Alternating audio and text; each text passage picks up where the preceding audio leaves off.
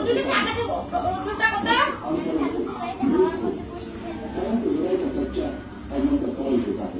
মুখটা কালো কালো দেখছি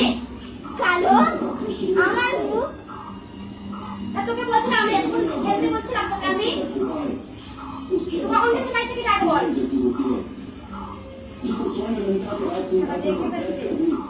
কেমন দেখলি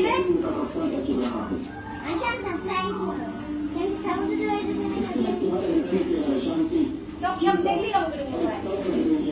এত উপরে লাগিয়ে দেখা দেখি ওই দেখা যায় তো ওই দিকে তো ঢুকে গেল রান্না করে আমি ফ্লাইং করো ইউটিউবার